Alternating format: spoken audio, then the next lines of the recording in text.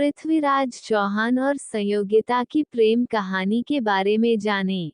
पिता के दुश्मन से प्यार कर बैठी थी कन्नौज की राजकुमारी संयोगिता।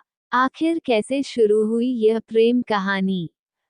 दोस्तों, पूरा जानने के लिए यह वीडियो पूरा देखिए। और अभी तक हमारा चैनल सब्सक्राइब नहीं किए तो सब्सक्राइब कर लीजिए। तो चलिए शुरू करते हैं। राजा पृथ्वीराज चौहान का नाम भारत के महावीरों में शुमार हैं। उनकी वीर गाथाएं आज भी राजस्थान के गलियारों में गूंजती हैं। यही वजह है कि पृथ्वीराज चौहान हमारे देश के इतिहास का चर्चित नाम है।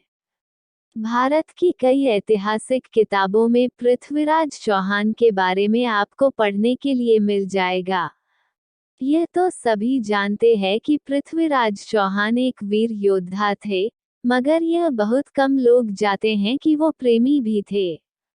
उनकी प्रेम कहानी के चर्चे राजस्थान की लोक कथाओं और किताबों में देखने को मिल जाते हैं। आज के इस आर्टिकल में हम आपको वीर योद्धा पृथ्वीराज चौहान और रानी संयोगिता की प्रेम कहानी के बारे में बताएंगे, जो किसी फिल्म से कम नहीं थी। इस प्रेम कहानी में आपको रोमांच और इमोशन दोनों ही भरपूर मात्रा में मिलेंगे। तो देर किस बात की, आइए जानते हैं इस ऐतिहासिक लव स्टोरी के बारे में। पृथ्वीराज चौहान के बारे में तो ज्यादातर लोग जानते हैं, मगर संयोगिता के बारे में इतिहास ज्यादा जानकारी नहीं दी गई है।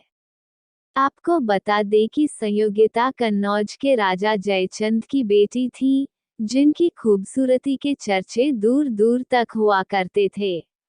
उन्हें बचपन में कांतिमती और संजुक्ता जैसे नामों से भी बुलाया जाता था। ऐसे हुई थी मोहब्बत की शुरुआत। माना जाता है कि एक बार राजा जयचंद के दरबार में नामी चित्रकार आया था। वह चित्रकार अपने साथ कई राजाओं और रानियों की तस्वीरें लेकर आया था। उन्हीं चित्रों में एक चित्र पृथ्वीराज चौहान का भी था। तस्वीर देखते ही संयोगिता अपना दिल हार बैठी। इसके बाद जब उस चित्रकार ने संयोगिता का चित्र पृथ्वीराज चौहान को दिखाया, तो उन्हें भी संयोगिता से प्यार हो गया। इस तरह मात्र एक तस्वीर देखकर दोनों एक दूसरे को दिल दे बैठे। हर प्रेम कहानी में एक विलन जरूर होता है। इस कहानी के विलेन राजकुमारी के पिता राजा जयचंद थे। जहां संयोगिता पृथ्वीराज चौहान पर अपना दिल हार बैठी थी, वहीं राज जयचंद उनसे नफरत करते थे। जिस वक्त पृथ्वीराज चौहान दिल्ली में शासन कर रहे थे, उस दौर में राजकुमारी संयोगिता का स्वयंवर आयोजित किया गया। इस स्वयंवर में अलग अलग राज्यों के राजाओं और राजकुमारों को बुलाया गया। पृथ्वी चौहान को यह निमंत्रण मिला, मगर उनके सामंतों को इस बात में गड़बड़ी महसूस हुई, जिस कारण पृथ्वीराज ने इस निमंत्रण को अस्वीकार कर दिया। पृथ्वीराज के इस रवैये ने राजा को आग बबूला कर दिया, जिसके बाद जयचंद ने यज्ञ मंडप के दरवाजे पर पृथ्वीराज चौहान की मूर्ति बनवाई और उसे द्वारपाल के रूप में लगवा दिया। अपने इस फैसले के जरिए राजा जयचंद पृथ्वीराज को नीचा दिखाना चाहते हैं, लेकिन इसके वो हुआ जिसकी उम्मीद किसी को भी नहीं थी। पृथ्वी चौहान को यह निमंत्रण मिला, मगर उनके सामंतों को इस बात में गड़बड़ी महसूस हुई, जिस कारण पृथ्वीराज ने इस निमंत्रण को अस्वीकार कर दिया।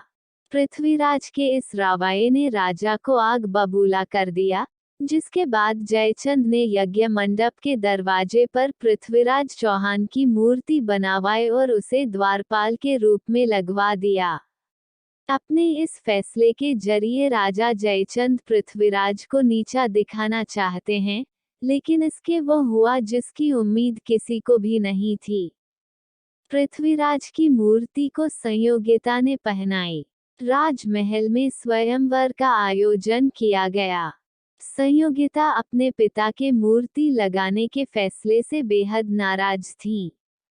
जब स्वयंवर शुरू हुआ तो संयोगिता से किसी एक राजा को चुनने के लिए कहा गया, तब उन्होंने स्वयंवर करने से इनकार कर दिया। लेकिन जब उन्हें पता चला कि पृथ्वीराज चौहान नहीं आए, तो उन्होंने दरवाजे पर लगी उनकी मूर्ति को ही वरमाला पहनाने के फैसला लिया। जैसे ही संयोगिता मूर्ति पहनाने के लिए आगे बढ़ी, उसी दौरान पृथ्वीराज वहां पहुंच गए। यह देखकर संयोगिता बेहद खुश हुई और उन्होंने पृथ्वीराज चौहान के गले में वरमाला पहना दी। इसी के साथ दोनों का स्वयंवर पूरा हो गया। पृथ्वीराज चौहान स्वयंवर से सीधे दिल्ली चले आए। माना जाता है कि राजा जयचंद हमेशा से ही पृथ्वीराज चौहान से दुश्मनी रखते थे, जिस कारण उनसे बदला लेने के लिए राजा ने अफगान के मुस्लिम शासक मोहम्मद गोरी को पृथ्वीराज चौहान पर आक्रमण करने के लिए आमंत्रित किया था। इतिहास में हम पाते हैं कि मोहम्मद गौरी और पृथ्वीराज चौहान के बीच 17 युद्ध होते हैं, जिनमें 16 बार युद्ध में गोरी को हार का सामना करना पड़ता है। वहीं 17वें युद्ध में गोरी जीत जाता है और राजा पृथ्वीराज चौहान को बंदी बना लेता है। लेकिन अपनी सूझबूझ की मदद से पृथ्वीराज चौहान गोरी की हत्या करने में कामयाब होते हैं। तो यह थी पृथ्वीराज चौहान और संयोगिता की अमर प्रेम कहानी। आपको हमारा यह आर्टिकल अगर पसंद आया हो तो इसे लाइक और शेयर करें। साथ ही ऐसी जानकारियों के लिए जुड़े रहें हर जिंदगी के साथ।